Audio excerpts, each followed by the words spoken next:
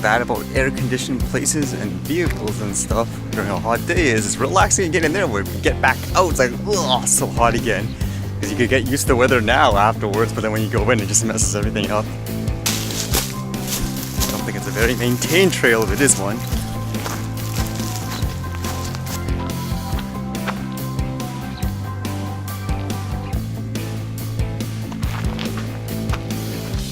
I was reading this today. It says how Facebook's 124 billion route could rewrite history books. I guess because they're not growing as fast or as big as some people hoped at the same time with all that data scandal and stuff like that.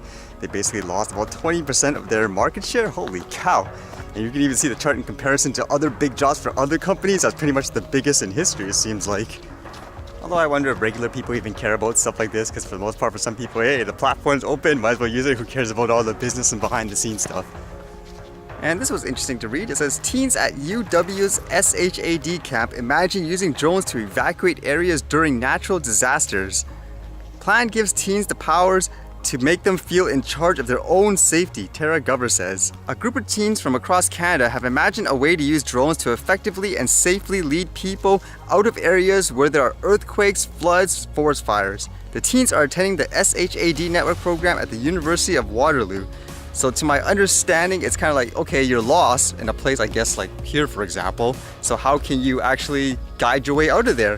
It says they were thinking of things like rockets, but then they didn't think it was as feasible. So instead, they decided to use things like drone tech. That's kind of cool, basically, an example how it's kind of good to let a younger generation use stuff like this. But it makes me wonder in general, like whether or not things like the article yesterday talking about the potentially banning children from owning drones bigger than 250 grams. Like, would you think you're actually restricting even like kids or teens from doing stuff like this, thinking beyond the box and all that, when you're stopping them from using stuff like this? I don't know, to me it just seems like it's one of those, it's just a matter of time. You just need to replace like the old mindset, like thinking these things are like huge aircrafts and all that. I mean, everything has risks, but for the most part, I think it's a lot safer to play around with this technology than a lot of other things in general. So I guess it's just a matter of time. I mean, you need to replace the old mindsets, in my opinion.